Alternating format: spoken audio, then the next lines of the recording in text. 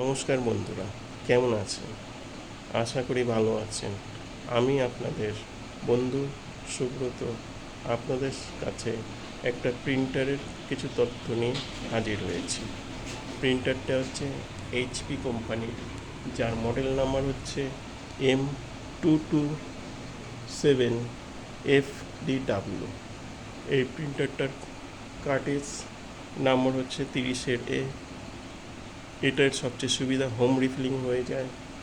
এই কার্টিজটা আপনারা online offline comfortable cartridge পেয়ে যাবেন 700 থেকে 750 টাকার মধ্যে। একবার এটার থেকে প্রিন্ট বেরিয়ে যাবে আপনার 500 থেকে 550 আমাদের মতো ডিটিপি সেন্টারগুলোতে।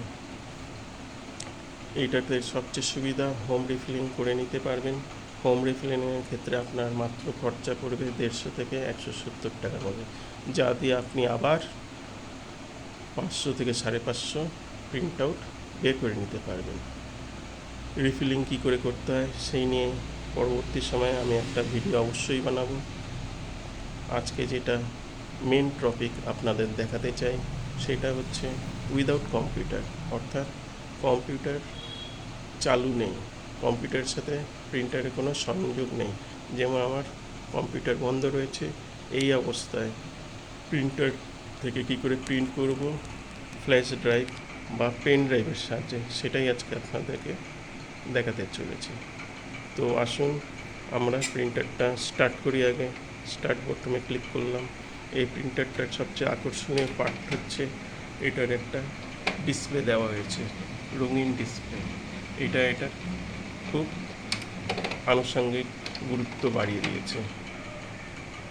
আর এইচপিটাকে আমি বেশি প্রেফার করি এই কারণে, সহজেই পার্টস মার্কেটে অ্যাভেলেবেল আছে, সহজেই টেকনিশিয়ান পাওয়া যায়।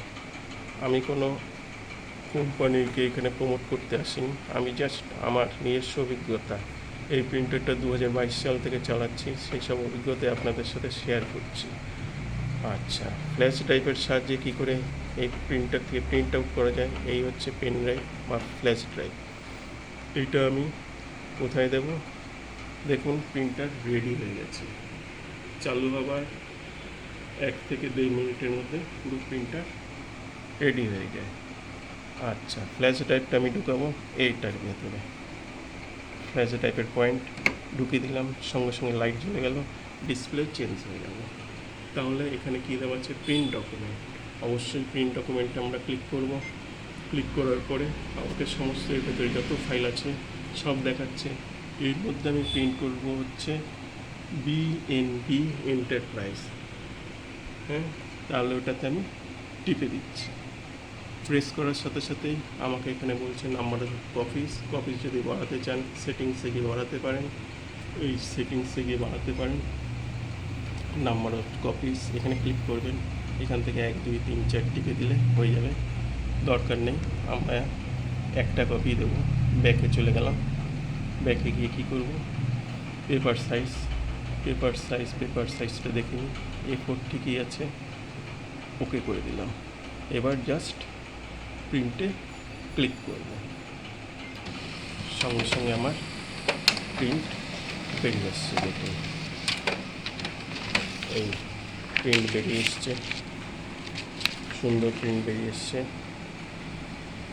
কিন্তু কম্পিউটারের সাহায্য ছাড়া। বন্ধুরা, আজকের ভিডিও এই পর্যন্ত। ভালো লাগলে অবশ্যই লাইক কমেন্ট শেয়ার করবেন, চ্যানেলটিকে অবশ্যই সাবস্ক্রাইব করবেন। আপনাদের যদি কোনো কোশ্চেন থাকে জানার, অবশ্যই কমেন্ট করে জানাবেন, আমি যথাসম্ভব আপনাদের উত্তর দেব। আজকে এই পর্যন্ত, সবাই ভালো থাকুন, সুস্থ থাকুন।